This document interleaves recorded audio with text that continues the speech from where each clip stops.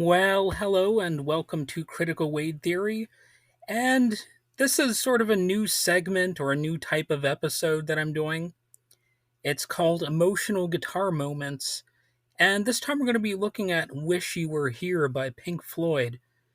And I might actually do a more comprehensive review of the song Wish You Were Here at some point. But today I'm going to be mostly focusing on the guitar playing in the song and why it is so emotionally compelling. Sometimes the most emotional moments in rock history don't explode with volume, they arrive quietly and are fragile. So, Pink Floyd's Wish You Were Here is really a good example of that. Released in 1975, it opens not with fireworks but with understatement. We hear David Gilmour strum those first chords, except they don't sound like a rock anthem. They come to us filtered, tinny sounding, as if playing from a cheap transistor radio across the room. The effect is distance, like memory, something half there, maybe also half gone. And then suddenly the sound opens up. The radio filter falls away. The guitar steps into the room, full bodied, warm, and alive. It's like an outbreak of color in a black and white photograph. It kind of reminds me of The Wizard of Oz, actually. You know, the way that Dorothy walks out of that house that just crushed the witch and suddenly everything is in full color. Well, that's sort of what this song reminds me of, a little bit. And of course, there's a little bit of a thematic tie in there because people sometimes will listen to the Dark Side of the Moon and pair it with The Wizard of Oz. So that's just a little bit of a coincidence, really. I mean, there's no real way that they actually plan that out. But it's one of the great things about these classic albums, and why you shouldn't always just listen to single songs. Sometimes an album can really, I guess, create a broader picture. And The Dark Side of the Moon is a good example of that. And I suppose this album could be another example of that. But this song, it does kind of stand on its own. It really is a powerful track. And even though I'm not the biggest Pink Floyd fan ever or anything like that, I always did like this song. I remember my mom playing it, when I was a kid, and I had no problems with this one. It's a solid track.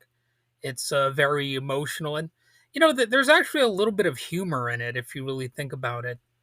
It's like got all these different emotions all tied together, and of course, part of that is the lyrics, but also the guitar playing. That transition that I just talked about between that tinny transistor radio tone and the more full sound is part of what makes the song hit so hard on that album. It almost feels personal and intimate. So it was really a clever technique, or whatever you want to call it. Uh, uh, you might even consider it like a compositional sort of thing, really, because it just hits different when you have that transition, and that's one of the amazing things about not just guitar but music. These subtle changes, and that sometimes it can be these studio techniques or gimmicks, if you want to call them that. But sometimes they're a part of the genius of music recordings. And here, the guitar isn't just it isn't just an instrument. I know that sounds corny to say it, but it's really like a voice. And that voice carries grief, longing, and a deep, unshakable sense of solidarity. I mean, we don't necessarily have all of the experiences that the song might hint at, but at the end of the day, I think most of us have these sort of relationships with people that sort of match what the song is driving at. Wish You Were Here was written as a tribute to Sid Barrett, the band's original leader, who was lost to mental illness. He he basically was fired from the group because they could not function with him, and it was most certainly a trying time, and not just for the band as an entity, but also for the individual musicians. It's it's bigger than one person, though. This song is, of course, tapping into some universal sentiments and energies. The song stretches out to anyone who's ever felt absence or disconnection, the hollow space where someone used to be. And I think the guitar playing just perfectly captures that feeling. That's why the track lingers, after you've heard it for many years. It's not complicated, it's not flashy, it's a simple guitar progression, really repeated, and yet it speaks louder than a thousand words could. So the song's opening riff, it just lingers for you, and that's the beautiful, simplistic aspect of it.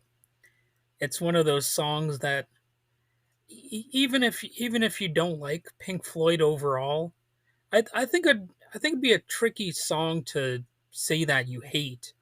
It's just a likable track, and the guitar playing is solid. So it reminds us that sometimes the hardest goodbyes lead to the most powerful moments, and that music at its best doesn't just play; it seems like it listens back. And this track, I do have nostalgic feelings for it, for the reasons that I mentioned. But it's also not a song that I even listen to that often because, like I said, it lingers. You almost don't need to listen to it very often, and that might be, I guess, one of the powerful lessons in songwriting. If you write a song that's too powerful, people might not need to listen to it as often. So if you're cynically in the music game just to get a lot of people to listen to your video, you might want to write a song that's not as great as this one. You know what I mean? It's a weird thing to say, and I'm being kind of humorous or facetious here, but it's it's one of those funny things. Like I often don't need to listen to songs that I love because I remember them so well, and I think this is one of those tracks. So anyway, I think I've said enough about it for now. Like I said, I might actually do a somewhat more in depth review of the song at some future date. I don't know if I get around to it. But for now, I just want you to tell me if you're interested.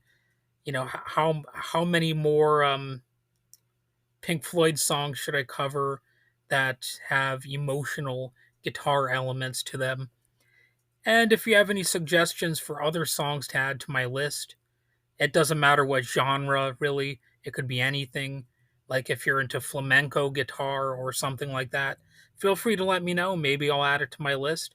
Of course, I would have to agree with you that it's an emotional, inspiring guitar moment, but at the same time, it's not going to hurt you to try. So, all right, I think I've said enough. Let me know what you think about the song and the episode.